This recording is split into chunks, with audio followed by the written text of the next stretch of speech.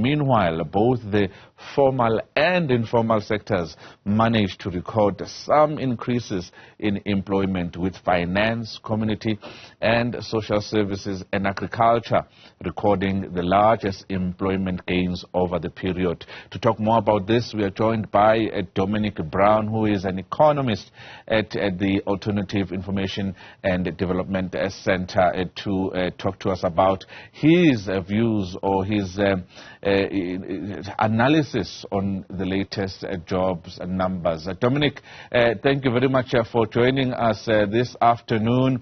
Your take on these unemployment numbers, particularly as we saw in all the quarters, the entire year of 2022, we did see that South Africa added more jobs in every quarter, and we've continued to do so in the first quarter of 2023. Thank you, Stephen and Xolani. I think that we hear your positive take on the latest statistics, but I think there's very little to write home about for the majority of South Africans. I think the fact that there's 11.9 million people unemployed in terms of the expanded definition, and more than 40% of the working age population is unemployed, is detrimental to people's lives and also the economy as a whole. And the very limited reduction within the unemployment rate is not sufficient, as you have indicated yourself, to be able to reduce overall levels of unemployment as a result of the levels of jobs being created being far below the levels of new entrants into the job market. So that's the first thing. I mean, secondly, I think we can recognize that unemployment it drives massive levels of income inequality in the country, but it's also what's behind the huge amount of starvation and hunger that we see growing in the country. So there's lots of, I would say, things that remain of concern, and until we are able to address them structurally and create large numbers of jobs and well-paying jobs, we'll continue to see the unraveling of the social fabric within our society. And Dominic, really, when you look at the domestic economy, which is expected to grow at around 0.2% this year, according to some, and if you talk to others, it's 0.3%. This basically all has to do with how our economy is doing at this time, and we are not going to put a dent on unemployment if the economy is not doing well. But it doesn't look so good at the present moment, Dominic, because of the high stages of load shedding and still keeping us wrapped up in a power crisis. Yes, there's a combination of factors that are, of course, coming together globally as we see rising interest rates being implemented, like in South Africa, along with basically a global energy crisis that definitely pulls the brakes on our economies. But behind these challenges lies a very similar problem, and that's a problem with the economic model that's being implemented, which is a barrier to creating large levels of jobs, and through jobs and redistribution, growing the economy. And so what this presupposes, for example, is having to break in the first instance from budget cuts and a austerity economic framework, which includes hiking of interest rates, as these factors reduce possibilities for economic growth. At the same time, we have to liberate a number of resources, financial and otherwise, to invest in our energy sector as a means of being the backbone of spurring a reindustrialization program that seeks to invest heavily in manufacturing, continue to invest in energy, transport, and housing. And through the investment in these industries, there would be positive multiplier effects in relation to job creation, as these are labor-intensive industries, but also improved socioeconomic impacts and obviously potential growth possibilities as well. So we need to look at other alternative economic frameworks as a means to be able to catalyze a growing economy and an economy that can make a large amount of jobs.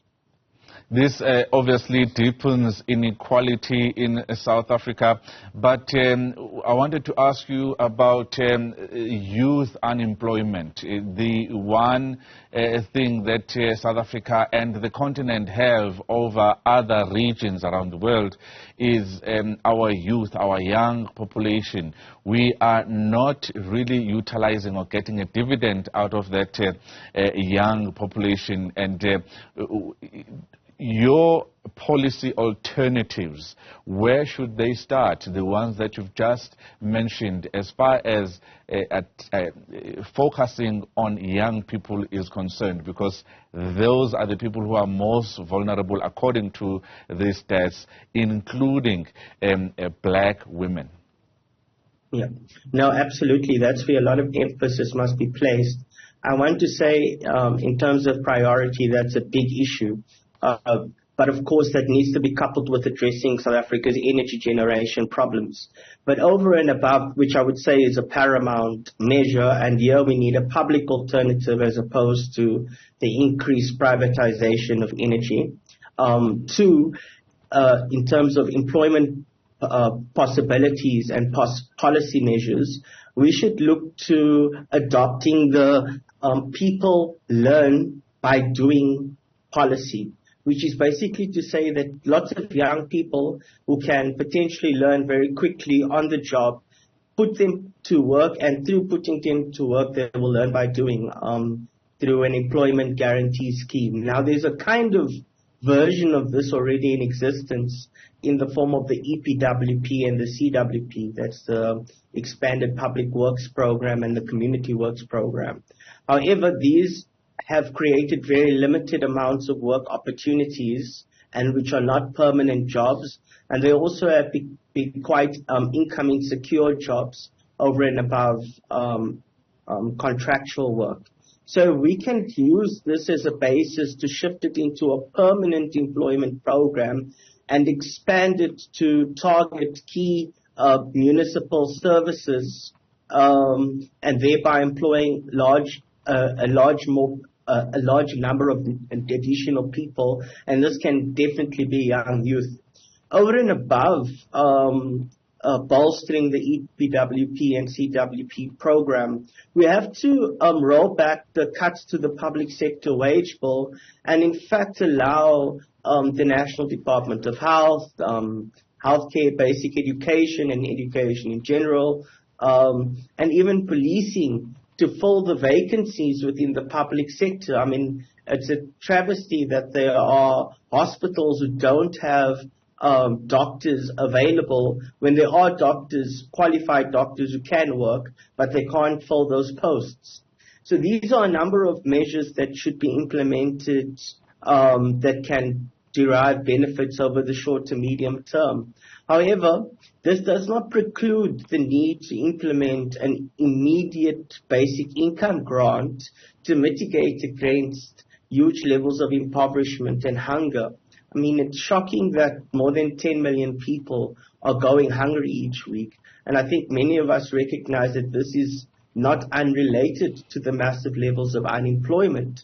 So as we are in the process of creating jobs, I think it's critical that we are also implementing a decent basic income grant, which, mind you, would have the overall additional benefit of not just meeting people's material needs, but it can also spur local industries and local production, which would contribute furthermore to job creation activities.